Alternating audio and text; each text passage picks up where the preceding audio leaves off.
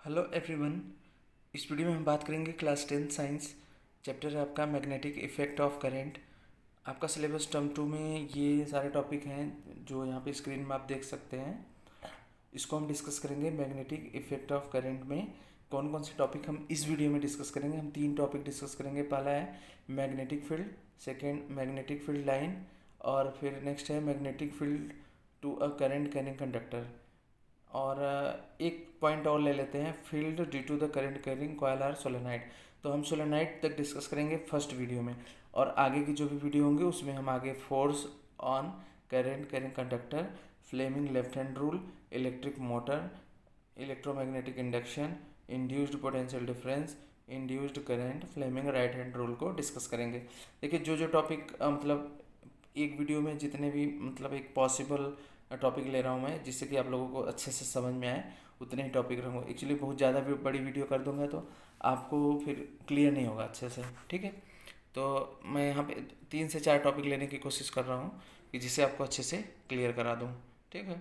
तो आइए टॉपिक पे चलते हैं। और हाँ, वीडियो पसंद आए तो लाइक करिएगा और चैनल को सब्सक्राइब कर लीजिएगा, जिससे कि इस टाइप की वीडियो आपको सही समय पे मिल सके, ठीक है। आइए टॉपिक पे चलते हैं। सबसे पहले यहाँ पे देखेंगे, चैप्टर का नाम है magnetic effect of electric current. तो सबसे पहला टॉपिक है मैग्नेटिक फील्ड। मैग्नेटिक फील्ड क्या होती है, सबसे पहले इसी को देखेंगे। The space around a magnet in which its effect can be experienced, यानी कि किसी मैग्नेट के आसपास का वह एरिया जिसमें मैग्नेट अपनी मैग्नेटिक पावर को एक्सपीरियंस यानी कि अनुभव करे, its force can be detected is called the magnetic field. तो उसे क्या बोला जाता है, मैग्नेटिक फील्ड बोला जाता है। एक बार मैं और डिस्कस कर रहा हूँ।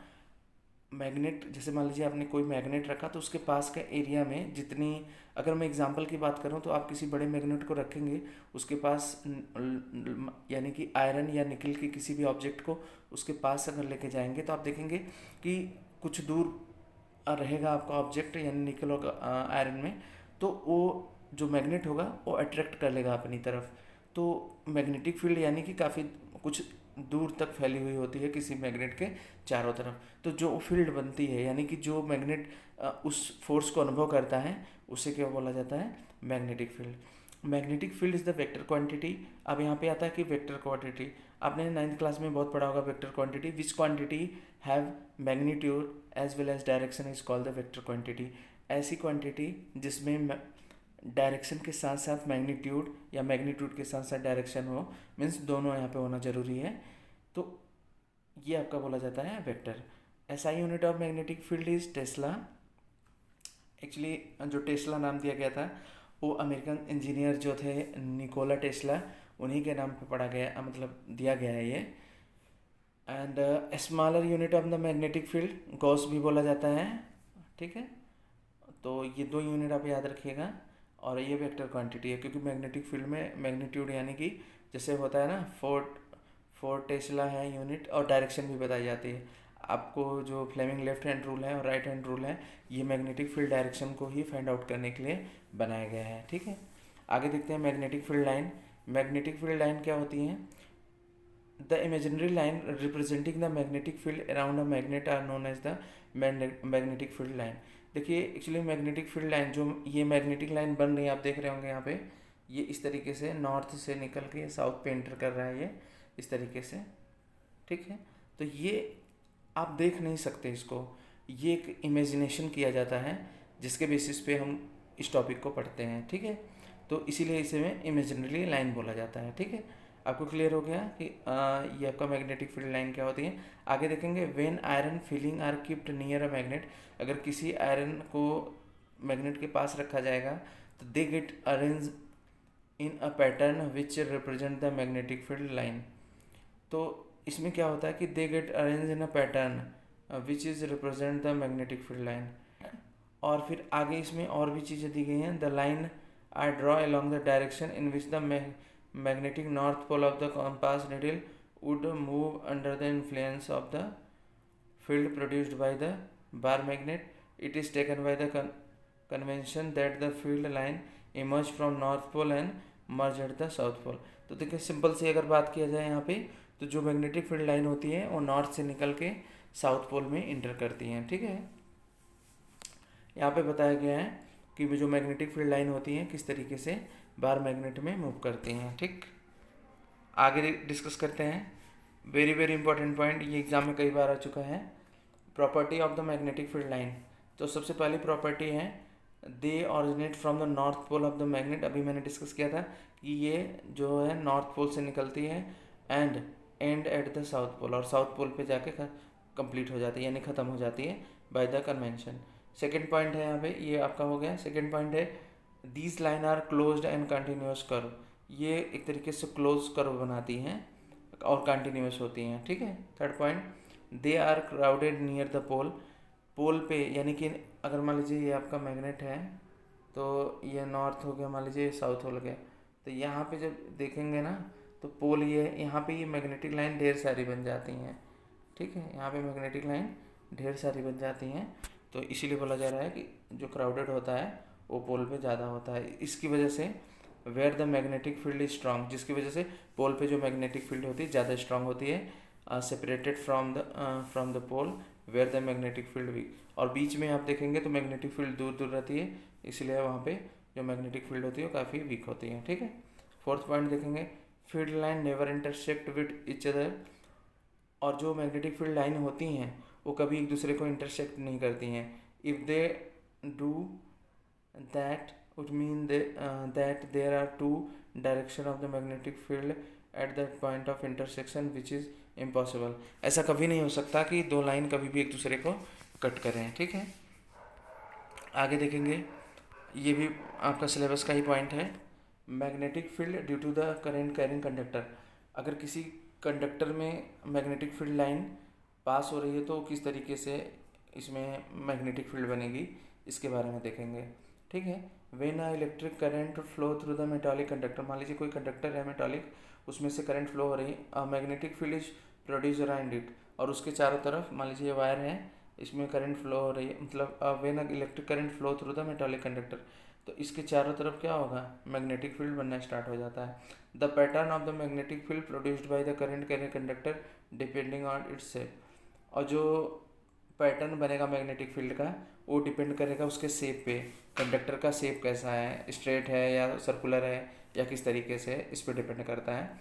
Different magnetic field pattern are produced by the current carrying conductor are different shape. देखिए जो मैग्नेटिक फील्ड पैटर्न बनेगा वो जो कंडक्टर होगा उसकी शेप पे डिपेंड करता है कि वो किस तरीके का बनाया गया है, से किस शेप में आपका कंडक्टर है, उस तरीके से मतलब मैग्नेटिक फील्ड का भी पैटर्न बनता है। अब सबसे पहला लिया गया है यहाँ पे, सबसे पहले यहाँ पे डिस्कस किया गया है magnetic field due to the current through a straight conductor. सबसे पहले स्ट्रेट कंडक्टर के बारे में लिया गया है। मान लीजिए कोई सीधा कंडक्टर है इस तरीके से, तो इसमें मैग्नेटिक फील्ड किस तरीके से बनेगी।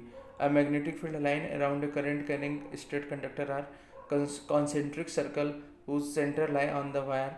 The magnitude of the magnetic field B produced by the straight current carrying wire as given point is. पहला है directly proportional to the current through the passes through the wire. मान लीजिए इस conductor में करंट आई फ्लो हो रही है, तो जो मैग्नेटिक फील्ड होगी वो डायरेक्टली प्रोपोर्शनल होगी किसके, करंट के। ठीक, तो अगर मान लीजिए ये वायर था, इसमें से करंट आई फ्लो हो रही है, तो बी जो होगा वो इस आई के इन्वर्सली प्रोपोर्शनल होगा, मतलब सॉरी डायरेक्टली प्रोपोर्शनल होगा। इफ़ द करंट इंक्रीज, अब इट मीन्स अगर करंट इंक्रीज होगा तो मैग्नेटिक फील्ड भी क्या होगी, बढ़ेगी, और करंट अगर डिक्रीज होगी तो मैग्नेटिक फील्ड भी डिक्रीज होगी। फिर आगे बोला जा रहा है सेकेंड पॉइंट है inversely proportional to the distance R from the current carrying conductor.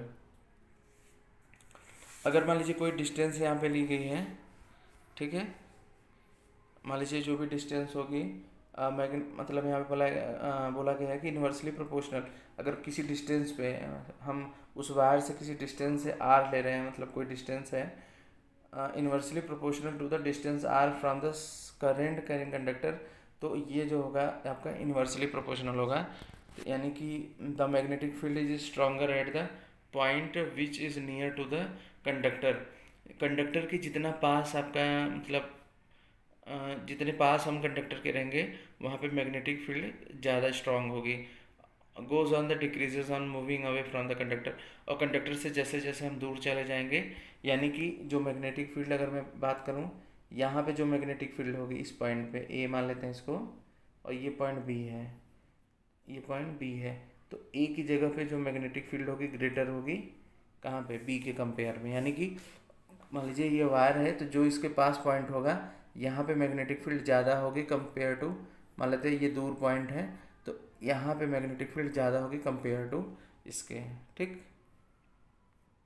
And तो अगर इन दोनों इक्वेशन को, जो ये आपका इक्वेशन दिया गया था, B proportional to I and B proportional to 1/r, दोनों को कंबाइन कर दिया जाए from equation first and second, तो B proportional to I/r।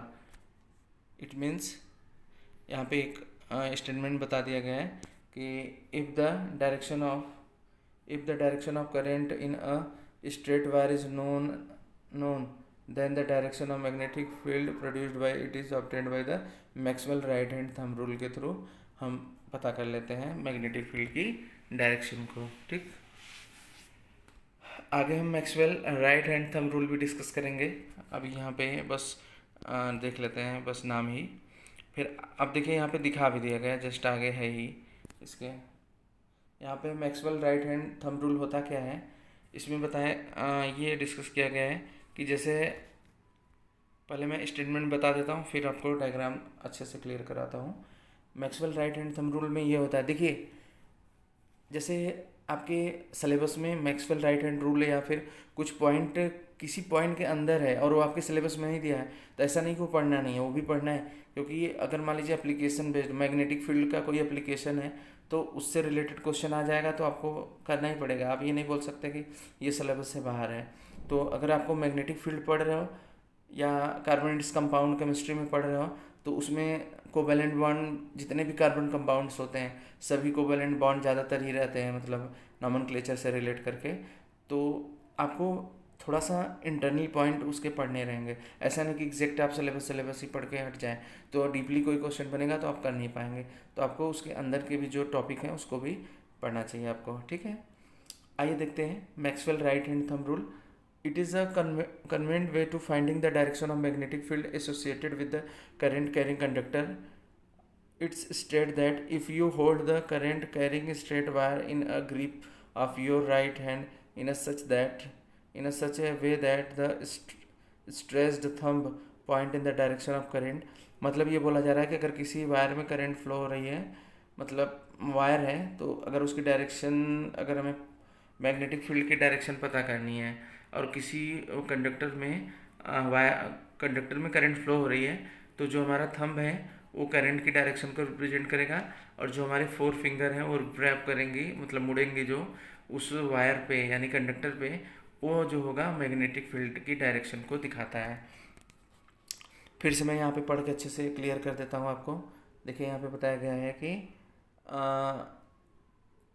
If you hold the current carrying straight wire in a grip of your right hand in such a way that the stretched thumb point in the direction of current, जो thumb है वो direction current को दिखा रहा है, the direction of the curl of the finger will give the direction of magnetic field. This rule is called the Maxwell corkscrew rule भी बोला जाता है, इस नाम से भी जाना जाता है। तो जो ये चारों उंगलियां मुड़ रही हैं ये मैग्नेटिक फील्ड को शो कर रही हैं, और जो हमारा अंगूठा है वो आपका मैग्नेटिक फील्ड करंट को रिप्रेजेंट कर रहा है। तो इसे बोला जाता है Maxwell right hand thumb rule या फिर मैक्सवेल कॉर्कस्क्रू रूल भी बोला जाता है, ठीक। तो ये आपका हो गया। फिर एक पॉइंट और है यहाँ पे, अभी आपने स्ट्रेट का लिए, मतलब अगर किसी स्ट्रेट वायर में करंट फ्लो हो रही है तो उसको तो आपने पढ़ लिया। अब एक और पॉइंट है यहाँ पे, magnetic field due to the current through a circular loop. अगर कोई सर्कुलर लूप है तो उसमें कैसे करंट फ्लो होगी, इसके बारे में हम देखेंगे। यहाँ पे मान लेते हैं ये आपका ये सर्कुलर कोई लूप है, इसमें करंट फ्लो हो रही है, तो मैग्नेटिक फील्ड कैसे बनेगी देखते हैं। The magnetic field align due to the circular coil is shown in the given figure. यहाँ पे मान लीजिए सर्कुलर, ये जो है आपका सर्कुलर लूप है, और फिर इसमें करंट फ्लो हो रही है। Magnetic field align due to the current through a circular loop. देखिए इसमें क्या बताया गया है, at every point on a, यहाँ पे मैं थोड़ा सा नीचे करके डिस्कस कर दे रहा हूँ। Eight every point on a current carrying circular loop the magnetic field is in the form of the concentric circle around it. ये बोला जा रहा है कि every point on the current carrying circular loop, जो सर्कुलर लूप है हर point पे the magnetic field is in the form of the concentric circular around it, concentric circle around it. As we move away from it, the circle would become larger and larger. When we reach the center of the loop, field appears to be the straight line. तो इस basis पे बताया गया है कि magnetic field produced by the current carrying circular wire is given point is. तो ये बोला गया है कि जो करंट उसमें फ्लो हो रही है ये जो है आपका directly proportional to the amount of current passes through it. Circular loop में मान लेते हैं ये सर्कुलर लूप था, इसमें जो करंट फ्लो हो रही है वो मैग्नेटिक फील्ड के डायरेक्टली प्रोपोर्शनल रहेगी। और फिर उसके बाद directly proportional to the number of turn, यानी कि जो नंबर ऑफ टर्न यानी कि to the number of turn N जो रहेगा वो डायरेक्टली प्रोपोर्शनल होगा सर्कुलर लूप में। और this is because the current in each turn in the same direction, therefore the field due to these turns get added up. Thus the stress of the magnetic field produced by the current carrying circular coil may be increases the number of the turn of the coil। अगर बोला जा रहा है कि straight of the magnetic field produced by the current carrying circular coil can be increases, अगर circular coil को संख्या यानी कि जो current carrying circular coil can be increases, तो इसमें इस कंडीशन में increases the number of turn of the coil, दूसरा दिया गया है increases the current flowing through the coil. तो ये आपका पूरा टॉपिक तो आपने सर्कुलर में भी देख लिया कि जो बी होता है directly proportional to the current और directly proportional to the number of turn. और स्ट्रेट में देख लिया आपने, स्ट्रेट में तो देख ही लिया आपने कि जो मैग्नेटिक फील्ड होती है वो डायरेक्टली प्रोपोर्शनल होती है, यहाँ पे है ठीक, यहाँ पे देख सकते हैं। और आर के लेंथ पे यानी कि जितनी दूरी होगी वहाँ पे मैग्नेटिक फील्ड कम होता चला जाएगा। ठीक है, तो ये फर्स्ट वीडियो थी, आगे की टॉपिक नेक्स्ट वीडियो में डिस्कस करेंगे। और हाँ, वीडियो ये पसंद आई हो तो लाइक करिएगा और चैनल को सब्सक्राइब कर लीजिए जिससे कि इस टाइप की वीडियो आपको सही समय पे मिल सके। Thank you for watching.